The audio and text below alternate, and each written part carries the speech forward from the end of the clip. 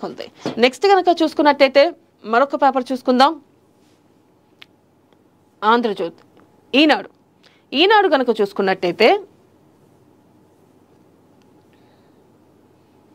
కానిస్టేబుల్ను చంపిన నిందితుడు పోలీస్ కాల్పుల్లో హతం. ఈ నెల 19న అరెస్ట్, ఆసుపత్రికి తరలింపు, గన్ లాక్కొని కాపలా సిబ్బందిపై దాడికి యత్నం, ఆత్మరక్షణ కోసం ఆర్ఐ జరిపిన కాల్పుల్లో మృతి. ప్రధానంగా చూసుకున్నట్టయితే నిజామాబాద్ లో కానిస్టేబుల్ ప్రమోద్ కుమార్ హత్య కేసులో నిందితుడైన షేక్ రియాజ్ పోలీస్ కాల్పుల్లో హతమయ్యాడు. దీపావళి రోజున సోమవారం నిజామాబాద్ ప్రభుత్వ జనరల్ ఆసుపత్రిలో ఈ ఘటన చోటు చేసుకుంది. వాహన చోరీ కేసులో నిందితుడైన రియాజ్ ను శుక్రవారం రాత్రి సెంట్రల్ క్రైమ్ స్టేషన్ పోలీసులు అదుపులోకి తీసుకుని విచారిస్తూ ఉండగా అతడు దారిలో కానిస్టేబుల్ ప్రమోద్ కుమార్ ఛాతిపై కత్తితో పొడిచి పరారయ్యాడు. అయితే ప్రధానంగా చూసుకున్నట్టయితే ఏదైతే కానిస్టేబుల్ హత్య విషయంలో ఎవరైతే రియాజ్ అనే వ్యక్తి ఉన్నాడో అతను ప్రధానంగా మనం చూసుకున్నట్టయితే కాల్పులో చనిపోయాడు. ఏదైతే ఆత్మరక్షణలో భాగంగా రియాజ్ ని పోలీసులు కాల్పుల్లో హతమార్చారు. అయితే ఇక్కడ హ్యూమన్ రైట్ కమిషన్ కూడా ఒకటే అడుగుతుంది, ఎందుకు కాల్చాల్సి వచ్చింది, ఏం జరిగింది, రియాజ్ ను ఎందుకు కాల్చారు, దానికి గల పూర్తి వివరణ ఇవ్వాలంటూ కూడా ఇటు హ్యూమన్ రైట్ సంస్థ కూడా చెప్తూ ఉంది. మరి ఈ నేపథ్యంలో అసలు ఏం జరగబోతుంది, రియాజ్ ఏదైతే కాల్పుల్లో భాగంగా ఆత్మరక్షణలో భాగంగానే ఇటు కాల్పులు జరిపామంటూ కూడా పోలీసులు చెప్తున్నారు. ఇది ఎన్కౌంటర్ అని కొంతమంది అంటున్నారు, కొంతమంది హర్షం వ్యక్తం చేస్తుంటే కొంతమంది వ్యతిరేకిస్తున్నారు. ఇటు హ్యూమన్ రైట్స్ కూడా రంగంలోకి దిగింది. అయితే రియాజ్ ని ఎందుకు చంపాల్సి వచ్చింది, దాని గల కారణాలు ఏంటో కూడా ఇప్పుడు హ్యూమన్ రైట్స్ సంస్థ దర్యాప్తు చేస్తుంది. ప్రధానంగా మనం చూసుకున్నట్టయితే మరి రియాజ్ హత్య వెనక ఏంటి కారణాలను కూడా హ్యూమన్ రైట్స్ ప్రశ్నించడం జరిగింది. నెక్స్ట్ కనుక చూసుకున్నట్టయితే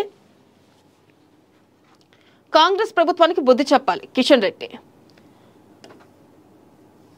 ప్రధానంగా చూసుకున్నట్టయితే జూబ్లీహిల్స్ భాజపా అభ్యర్థి దీపక్ రెడ్డి నామినేషన్ సందర్భంగా నిర్వహించిన ర్యాలీలో ప్రసంగిస్తున్నారు. అయితే ఈ మేరకు ఖచ్చితంగా కాంగ్రెస్ ప్రభుత్వానికి బుద్ధి చెప్పాలి అంటూ కూడా కిషన్ రెడ్డి నిన్న వ్యాఖ్యానించడం జరిగింది. ప్రధానంగా చూసుకున్నట్టయితే ఇటు కిషన్ రెడ్డి వ్యాఖ్య కూడా గెలిచి చూపించాలి, ఈసారి ఖచ్చితంగా బీజేపీ గెలుస్తుందనే నమ్మకంతో కూడా బీజేపీ పార్టీ అభ్యర్థులు ఉన్నారు, బీజేపీ పార్టీ నేతలు ఉన్నారు. ప్రధానంగా చూసుకున్నట్టయితే ఖచ్చితంగా బీజేపీ నేతను గెలిపించి మేము ముందుకెళ్లాలి అంటూ కూడా ఈ మేరకు ఆయన వ్యాఖ్యానించడం జరిగింది. ప్రజా ఆరోగ్యాన్ని గాలికి వదిలేశారు. బస్తీ దవాఖానాల బాటలో కేటీఆర్, హరీష్ రావుల విమర్శ, రోగుల సమస్యలు అడిగి తెలుసుకున్న బారాస ప్రజాప్రతినిధులు. ఇటు జూబ్లీహిల్స్ ఉప ఎన్నిక నేపథ్యంలో గ్రేటర్ హైదరాబాద్ పరిధిలో బారాస వినూత్న కార్యక్రమం నిర్వహించింది. మాజీ మంత్రులు, ఎమ్మెల్సీలు, ఎమ్మెల్యేలు, కార్పొరేటర్లతో కలిసి మంగళవారం బస్తీ దవాఖానాల పరిశీలన కార్యక్రమం చేపట్టింది. ప్రధానంగా దీన్ని ఉద్దేశించి కాంగ్రెస్ ప్రభుత్వాన్ని ఉద్దేశించి కూడా ఇటు కేటీఆర్ అలాగే హరీష్ రావు కొన్ని వ్యాఖ్యలు చేయడం జరిగింది. ప్రజా ఆరోగ్యాన్ని గాలికి వదిలేశారు, దవాఖానాలను పట్టించుకోవడం లేదు, ఎట్టి పరిస్థితుల్లో కూడా దవాఖానాలను పట్టించుకోకుండా ప్రజల్ని ఇబ్బంది పెడుతున్నారు అంటూ కూడా ఏదైతే జూబ్లీహిల్స్ బైపోల్స్ ఎలక్షన్ లో భాగంగా అదే ప్రచారంలో భాగంగా ఈ మేరకు వారి కొన్ని ఏరియాలను సందర్శించడం జరిగింది. ఈ నేపథ్యంలో ఈ మేరకు ఈ వ్యాఖ్యలు చేశారు. అలాగే నెక్స్ట్ కనుక చూసుకున్నట్టయితే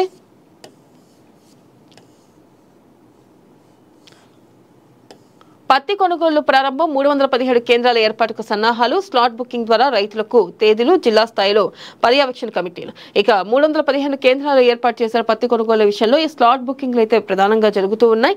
ఇక జిల్లా స్థాయిలో ఈ మేరకు పర్యవేక్షణ కమిటీలను కూడా ఏర్పాటు చేయడం జరిగింది. నెక్స్ట్ పేపర్ కనుక చూసుకున్నట్టయితే మరో పేపర్ చూసుకుందాం.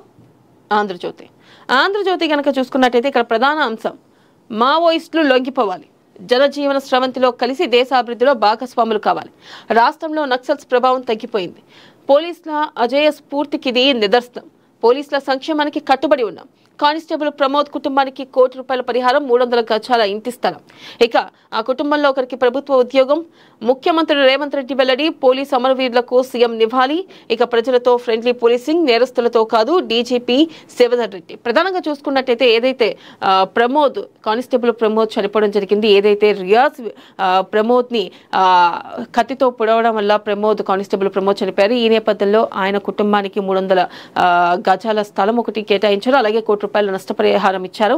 దాంతో పాటు ఆ కుటుంబంలో ఒకరికి ప్రభుత్వ ఉద్యోగం కూడా ఇవ్వడం జరిగింది.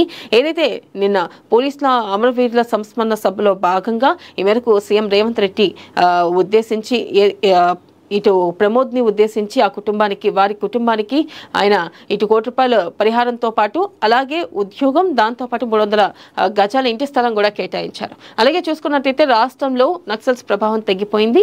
పోలీసుల అజేయ స్ఫూర్తికి ఇది నిదర్శనమని, అలాగే ఎవరైతే నక్సల్స్ ఉన్నారో వాళ్ళు కూడా త్వరలోనే వచ్చి లొంగిపోవాలి అంటూ కూడా ఈ మేరకు సీఎం రేవంత్ రెడ్డి నిన్న సభలో, ఏదైతే పోలీసు అమరవీరుల సభలో ఆయన వ్యాఖ్యానించడం జరిగింది, ఆయన చెప్పడం జరిగింది. అలాగే చూసుకున్నట్టయితే ప్రధానంగా పోలీసు అమరవీరులను ఉద్దేశించి కొన్ని వ్యాఖ్యలు చేశారు. పోలీసులు అంటే ప్రజలకు ఒక ధైర్యం, నమ్మకం. ఆ పోలీసులు ఉన్నారు కాబట్టి ఇప్పుడు ఎన్నో నేరాలను అరికడుతున్నారు అంటూ కూడా ఈ మేరకు ఆయన కొన్ని విషయాలు చెప్పడం జరిగింది. కొన్ని అంశాలను ప్రస్తావించారు. అలాగే జనజీవన స్రవంతిలో కలిసిపోవాలి, మావోయిస్టులను ఉద్దేశించి కూడా ఆయన కీలక వ్యాఖ్య చేయడం జరిగింది. ఏదైతే మావోయిస్టులు